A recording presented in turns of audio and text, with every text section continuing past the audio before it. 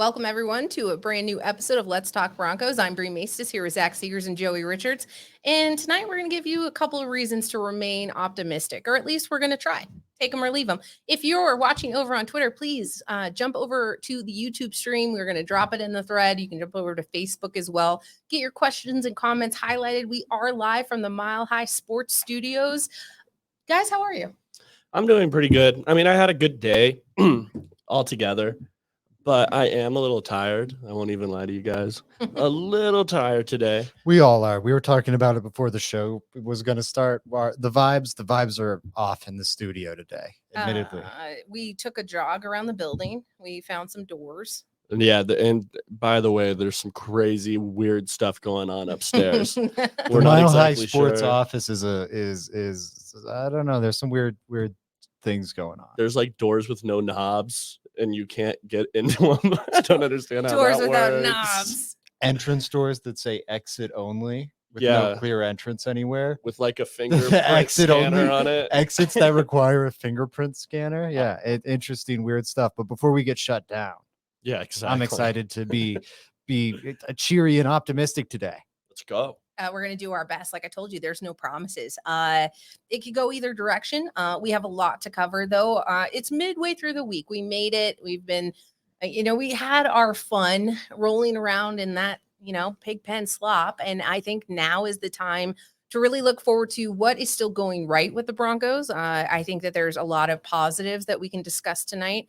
Specifically, the roster in general. I think there's some highlights to be had. We have a couple of people popping here in the chat. As you can see, if you're watching over on Twitter, you can get your comments highlighted over here. Fidel says, hello, guys from Mexico.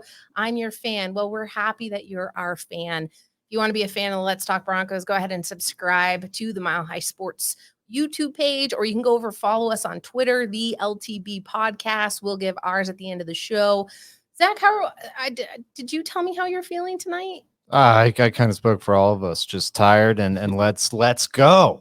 Let's go. Let's talk. Ride. Broncos. No. We said we weren't going to ride. say it. All right, let's ride, y'all. Who wants to go first? Who's got a really positive take that they want to throw out there? I'll go. Actually, let me throw mine out there. Yeah, because go I think ahead, it's the Brie. most obvious. It's only week 3. All right. We're heading into week 3 of NFL football. Obviously have Thursday Night Football tomorrow. And I think there's a lot of season left to play. And I know that I maybe wasn't really broadcasting that the first couple of days because I was still on this downturn and this hangover from that ugly win. But I think there's still a lot of games to play. I know that kind of goes against the idea that you need every win, especially in this division. But I think that we're seeing that maybe the Chargers and the Raiders are going to Charger and Raider. And perhaps it's not that hard of a fight in order to get a possible wild card position here towards the end of the season. I still think that the win was necessary. I think both wins in the beginning of the season were important given the strength of the schedule, but I still think that it's early. And I think that we can all save a little grace there and say that it could potentially get better and it's just ramping up. And there's lots of positives to be had that just need to work themselves out, including the health of the roster. So given that time, there's still time for players to come back from short-term IR and a lot of those missing pieces to kind of come together and rejuvenate this team. Yeah, it's interesting. To your point, Bree, it's only week 3. We're now entering week 3. Is that a lot can change. It really can. I remember around this time last year, we're having discussions on how good the Broncos really are. How good were they, right? And then they turned out not to be that great. We were having conversations about Teddy Bridgewater, like, man, this guy could be the guy. Like, he looks good. I saw a lot of those conversations, and it just points to that, hey, things changed during the season. I don't think that this is the final form of the Broncos. Yeah. Absolutely. I almost had a pessimistic take about how they were beating the bad teams last year and how maybe we should value stomping the bad teams, but we won't go into the realm of pessimism. It's all happy. It's a slop-free show. I just got a comment on our show that says this is probably a really short segment. Yeah, probably, unfortunately. So in the AFC West, the Chiefs do look like a buzzsaw, but the Chargers, I do think once again, it looks like Justin Herbert is going to be limited some by the play calling group there with Joe Lombardi, and then also with the weapons. I think Stephen Ruiz wrote a great piece for The Ringer, kind of talking about that. Where yes, Joe Lombardi does deserve blame, but especially when Keenan Allen's out of that lineup, it's like they just don't have juice. They don't have guys that can really stretch the field for that offense. The defense looks awesome. There's no hiding that. Zion Johnson looks awesome. The left side of that offensive line looks great. I think they'll probably figure it out, but I don't know. They've got some chargery elements going on. I do think it should be noted that Derwin James has been a monster through 2 weeks, and that defense tends to go how Derwin James goes, and he unfortunately hasn't been a very reliable player in terms of health. And then the Raiders, I really do think look kind of concerning. I thought you saw a lot of the defensive concerns we had going into the season flare up in the second half against the Cardinals. In terms of pass rush win rate, they're in the bottom half of the league and comfortably the worst team in the AFC West. Right.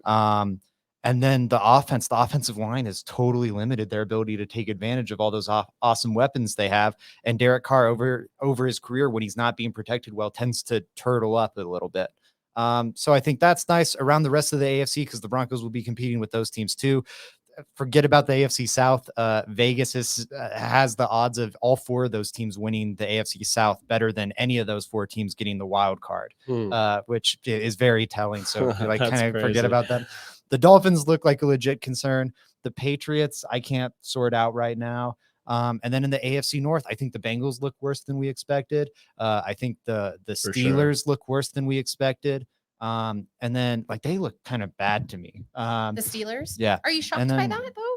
Yeah, I thought like it's Mike Tomlin. Like I just kind of put the floor of that team at like 7-10, 8-9, and that I think would be a really disappointing season. I also think like Big Ben was not doing much for them as a quarterback. I thought, you get someone else in there, maybe it opens it up some. But yeah, I think they've been disappointing so far. The Ravens admittedly look really good. And then the Browns, I'm in denial about the idea of them being good. So I don't know. I think like the AFC looks a little less flawless and stacked and like a gauntlet than it did before the season. But it's still going to be a really tough road, and the Broncos are going to have to get a lot better. Do you see any of those teams coming back and kind of turning the corner anytime soon?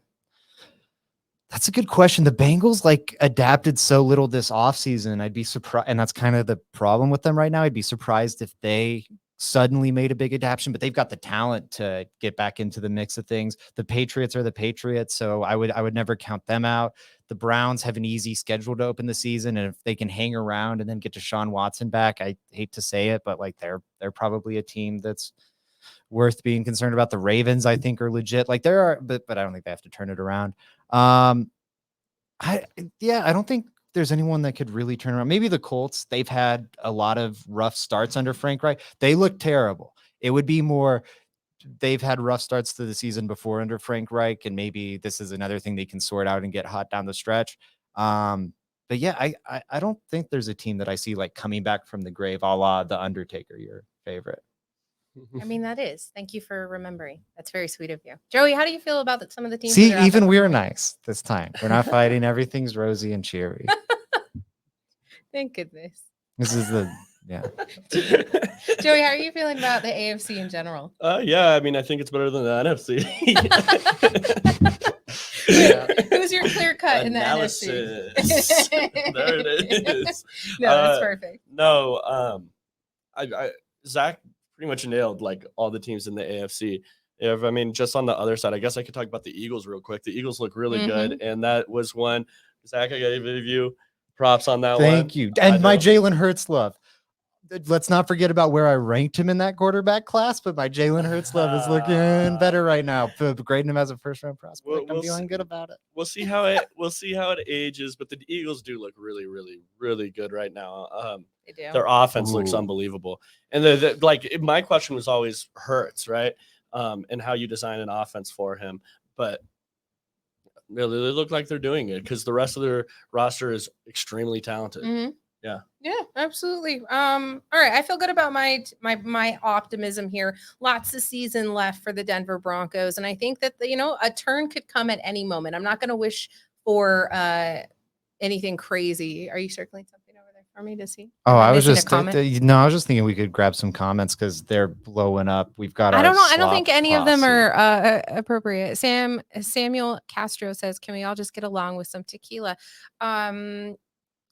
I don't like tequila, but yes, I will do it for the pod and for you, Samuel. You guys down for tequila? Yeah, All I'm right, down I for like tequila. tequila. let's do it. Mezcal, that's always nice. A lot of the slop chat says finally no slop. Sure, Slop. slop free. Yeah, they want some slop. There'll probably be some dollops of slop sprinkled in, just because I think, man, it's hard to not be a little grumpy. But I'll try and be optimistic here with the skill group. I mean, the slop here is probably kind of the injuries setting in and whatnot, but we'll set Okay. that aside. I think the and not even the skill group, but I think the offensive line too. If we're talking about reasons to be optimistic, I think the stuff around the quarterback has looked pretty good so far, and I think all of it, save for the running backs, was a question mark going into this season. Even the running backs, some with the vision stuff, but I think we knew like they've got good running backs. Offensive line was a question mark, and not to say the Broncos have like the Browns offensive line or anything, but I think they have a good line. I'm not overly worried about it, especially with the transition to this zone scheme and how it was like nightmarish through the preseason. I was really, really scared about how this unit would look. And they look pretty solid to me. I think it is noticeable that Russ seems to be getting better protection now than I think he was for much of his Seattle tenure. I think that's a positive.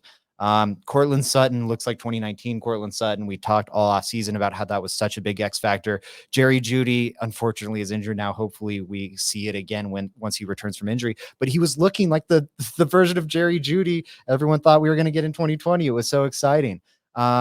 KJ Hamler, to be fair, we haven't seen. Montrell Washington's even having flashes, which is really exciting, I think. I don't know. I'm excited about that group. The depth, granted, hasn't quite been there yet, but just seeing like Cortland Sutton and Jerry Jeudy and, the running backs, Javonte Williams and Melvin Gordon making plays, the offensive line looks solid. Salbert looking good. I do think it was noticeable today during like the Android response I got, just listening off the entire depth chart.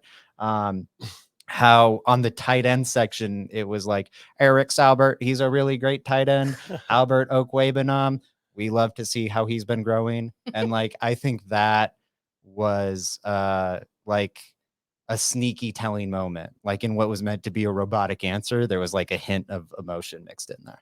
I want to remain optimistic and kind of talk about how the Broncos have established the run game. And you can see that with the two of the best running backs that you have in the league right now and really showcasing that.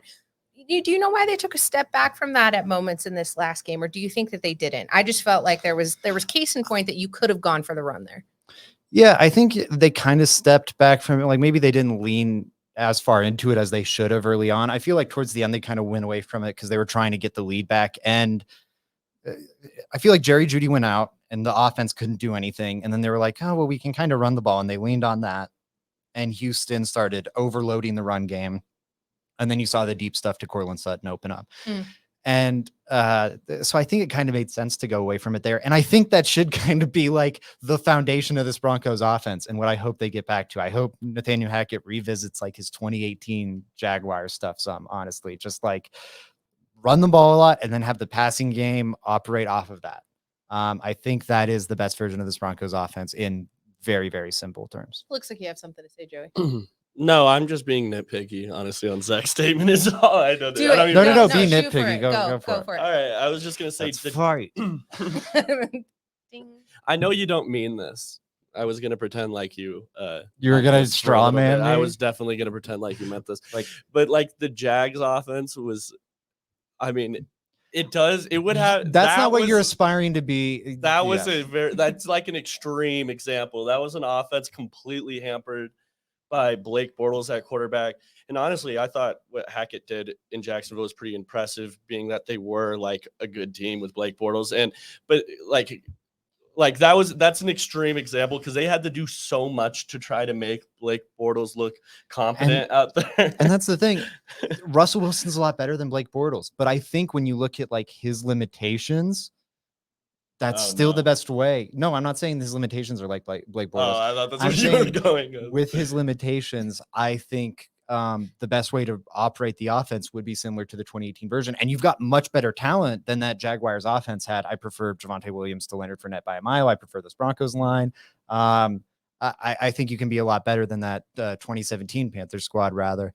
But I think the basic offensive philosophy of like kind of ground and pound, and then we're going to have explosive passing plays working off of that is probably, I think the right hybrid is like the I don't know, that I think that'll be the right mix once like the they mix sort you're it out. looking for. Yeah. And it'll be a souped up version, 100%. But I think that's kind of what this offense should look like eventually. How are you feeling about the positives on the roster in general, the groups? Yeah, like, should I continue on the offensive side? yeah. Okay. To Zach, he was talking about the offensive line earlier, and I kind of want to nail this home. You know, who you want to put the blame on for the like late getting the snap off and actually breaking out of the huddle, you can put whoever blame on. But it's impressive that the offensive line, like the defense gets a tell on the snap count when you're going up to the line of scrimmage that late and you have fans literally counting down the clock, or you're snapping with 1 second left. The defensive line has a complete tell on when the snap's coming. We saw it a lot in that Seattle game in particular. They were getting upfield so fast. They were off the ball before the offensive linemen were. And the fact that they were able to hold their blocks even a little bit, like I'm not saying it was the perfect game, but all considered in that situation, you were putting your offensive line in such a bad position, and they didn't get like their ass whooped. Like they did okay. You know what I mean? So that's definitely a positive for me. That offensive line group, just building on to what you were talking about. I also don't think, I mean, when you lose Quinn Miners, who I think pound for pound is the most talented player on that offensive line, and then you have Cam Fleming, who was your third right tackle this entire offseason. And on the same side of the line. Yeah. Those two guys are right next to each other. Yeah, exactly. And the fact that it hasn't been like, not every person has been complaining about how bad the Broncos offensive line is playing. It's like overall, I mean, it's exciting. I can't wait for Quinn Miners to come back. Billy Turner's getting healthy. That's exciting news. Really hope Turner plays this week with Nick Bosa coming to town. I think that'll be very valuable because Cam Fleming, I think, is like not been as bad as I thought he'd be, but I will be excited when he is a reserve player. Yeah. We will be talking matchups and all the fun stuff here Friday and Saturday for Let's Talk Broncos. So make sure to stay tuned for that. Special guest Frankie. Prepared. Well, yeah, with Frankie Abbott from Frankie's Films. If he's got time after cheating on us with every other Broncos podcast. I'm not salty. I know my worth. Yeah, so we'll cover that. So look forward to that. I know those will be some really great episodes heading up to Sunday.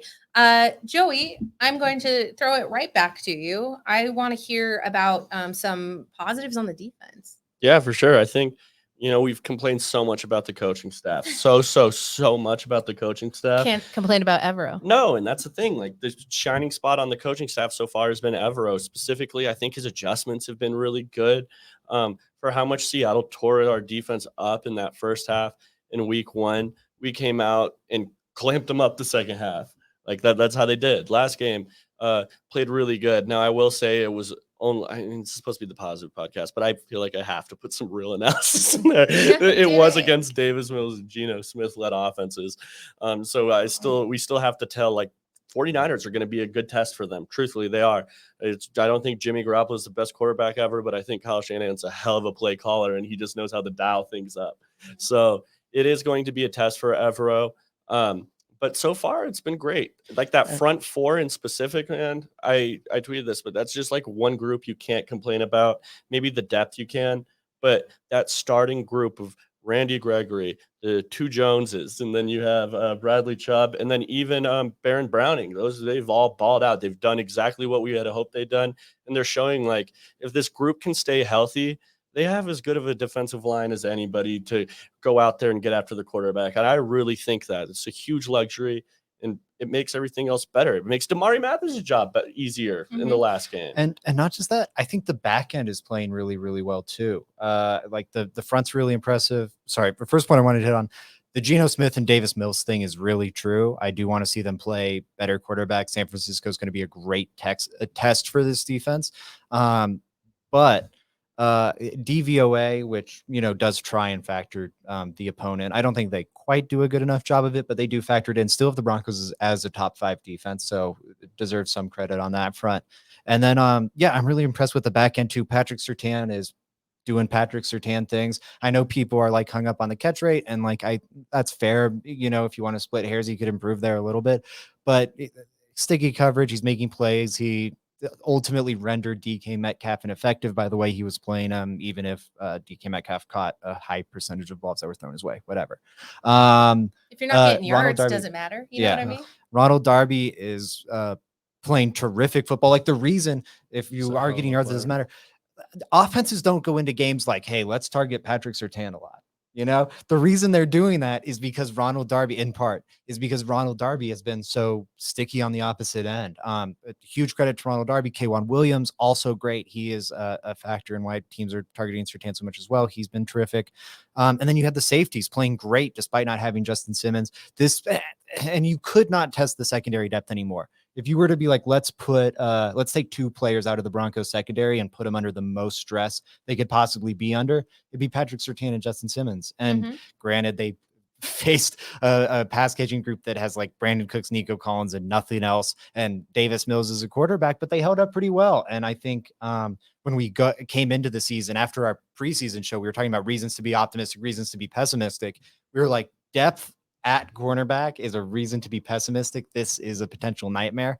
And they've looked pretty good so far. They looked pretty good in a very, very limited sample size, but it was nightmarish in a limited sample size. So from nightmarish to, hey, not so bad. That's something. I mean, it could be a whole lot worse. I think I was more frustrated that there weren't any interceptions against Davis Mills. I did have a really bold prediction of 2, but you lose Justin Simmons, you lose Patrick Surtain early in the game. That's just kind of how it's going to work out. I did want to point out, Samuel Castro said, I think the D-line is carrying the team right now, keeping the pressure on the QB. I love that point, Samuel. I agree. And it should be even bigger. Like if Randy Gregory's strip sack gets recovered, if Draymond Jones's is recovered, either of Randy Gregory's 2 are recovered. It was just incredible. Thank you, Alex Ramirez. Great stuff. Awesome show. It's nice to hear from you. Hope you're doing well. Let's see. Fidel said the Broncos offense is good, ? I don't think we know yet. Yeah, that is literally the statement that we're making. The Broncos science is good. Yeah. Maybe it wouldn't surprise me if we are in week 12 and we're like, wow, the Broncos have a comfortably top 10 offense. This is a good attack. I think it might be more likely that we're in week 12 and we're like, wow, this is not what the fan base thought they were getting. Could you imagine? Yeah. I don't know if I'll make it then. If this continues down the same, I imagine it shouldn't be this bad. Like we said that it's funny. year. I was thinking about the Josh McDaniels floor ceiling conversation, and I was just like, to rehash that, this is something where I don't know. This is in the realm of maybe someone can change some. I don't think we're going to see a 180 shift, but maybe we can see growth and development. Whoa. So actually, that's a really spicy meatball. You're saying that I was never saying we couldn't see growth and development. I was saying we couldn't see a 180 diametric shift. I don't think we'll see a 180 diametric shift here. I think we could see some growth. I didn't even ask my question. I just knew where it was going. I knew where it was going. I had to cut that off. I actually want to know, because now that gives me a little bit of reservation of, you're right. Because, okay, in 4 weeks is kind of like by the Raiders game, after the Raiders game, you're going to want to see how they're playing up to an AFC West division rival. And then you're going to say, hey, man. Josh McDaniels can out-coach the fuck out of Hackett right now. If we were going back to that decision, my McDaniels take might not change much, but oof. But, okay, wait. So on that same vein, you then have to go, okay, it didn't get better. It is the same. Or maybe it's a tick better because game management, time management is a little bit better. But it's still looking like, oh, God. So then you're like, okay, now what's my next point? Is it game 8, then game 12? And then it's just incrementally better. I know at this point, I'm not even worried about the ceiling for the Broncos at this point. And this is super dour, but for me, it's at season's end, I would love if this team's a playoff team. That seems kind of far-fetched.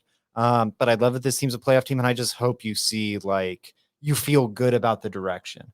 If we're in January and we feel good about the direction of this team, I think that'd be really optimistic. I think that'd be very, very great. And because right now I don't know if we will. I think right now it feels very likely to me that we'll be in December and we'll be like, ugh. But I don't know. We'll see. It's not even about the playoffs I'm anymore. I want still- to feel faith in the Honestly, this franchise. so I'm somewhere in between this where it's like I think Hackett is completely like rip into him after these last 2 weeks because it was that bad. Like it is terrible, right?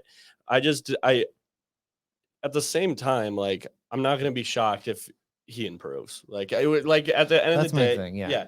Like at the end of the day, It it's should be two, fixable things. It will, and not only that, it's 2 games. Like it could change, like Plenty of with season more left. experience and stuff like that. Now, I will say, like, hey guys, it is totally fair to be pissed off at Hackett. The guy raise your red flags because that's like not like that's not it. Like what he's done out there. Can somebody tell me why Cal is championing for Gase? Oh yeah, there was some bit. I think he asked me like, would this team look better or worse with Gase last show? And I think I was in the comments and I was like, oh, I don't know, maybe they'd be better or worse. And then he was saying something to Rouse today on Twitter where he was like, Zach floated the idea that Hackett or this team would be better with Adam Gase. And I was like, I did not say that. I don't know. Like that is trying to compare awful to awful. That's Like I don't know if they look hilarious. better with Gase. I'll say I don't think Gase's first 2 games as head coach of the Miami Dolphins were this bad. Clip Like it. pretty comfortably. I want to. Yeah, clip that. I don't have Clip any it. problem with you Clip- clipping that. Clip that. Oh, I'll retweet it. You think Adam Gase's first 2 games as Dolphins head coach? No, I just want to see people get mad. Yeah, that's fair. Man, my replies today after saying Hackett is having a rough debut were a cesspool. Guys, this is a rough debut. It's all right to acknowledge that. There's now the chat's going. Does after Gase lose our Gase. first 2 games? Yeah, I don't if we know. want me to highlight that or not. I did want to point out Rock Walker said, don't feel great. And I don't think this is exactly what was said. I don't feel great about Darby being better than Surtain. I don't think that's necessarily what we were saying. I think it's obvious that Darby's play was pushing it towards Surtain just because he was doing a good job. It's like they had no other choice. Yeah. Sorry, Brie. I didn't mean to cut you off there. But you did. I did. Apologies. Raise your hand next time. Yeah, last time I did that, LMB. everyone freaked out at me. I raised my hand. What is it? Okay. I was about to say, I think a lot of the reason Surtain get target a lot isn't like, sure, like Darby and them are covering really well, and you can't pass, like they're not trying to pass at Darby and stuff like that. But the big reason Surtain got targeted a bunch was because he was guarding the best receiver at the end of the day. DK Metcalf, they were going to try to feed him the ball. Yeah. And that's why he's been targeted. Brandon Cooks. Yeah. Collin, Like that at the end of the day, that's probably the reason. I like it. Cool. So we went Bree does need a flag for the show, Samuel. I agree with you. I was thinking about doing like a green card, which is like, please continue talking, and then a yellow card, which is like, listen, you're getting close, and then throwing out the red card. It means you actually have to leave the pot. Yes. I have nothing to say. I See like how it. well it works though? I stopped and I addressed you. You'd have to think this is like a visual podcast. Oh, well, yeah, people are watching. What happens? Who do you call? The real test is Zach. Next podcast, we're both going to put our hand up at the same time. Who do and I we're gonna call see on who first? repicks. It depends who has not pissed me off yet that day. Yeah, you call me on a red card and I'll walk right through the camera cables. Let's go. I think we have Joey's question of the day. I mean, like we've kind of expunged all our optimism already. Yeah, I think, the chat can continue to chime in here. I'll continue to go through and highlight questions and comments. So if you're over on Twitter, you can hop over to YouTube. But I think it's that time of the night. It's Joey's question of the day. Okay, I need you guys to spell Alberto's last name.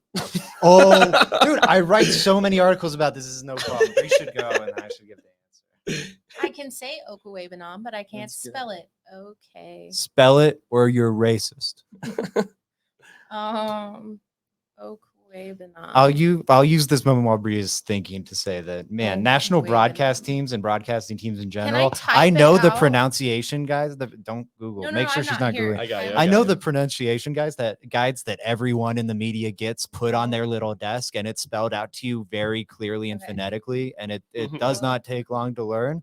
Like, man, spend 30 minutes on that. You show up to the game like 3 hours early, all of you. It should not be No, that wait, hold on. difficult.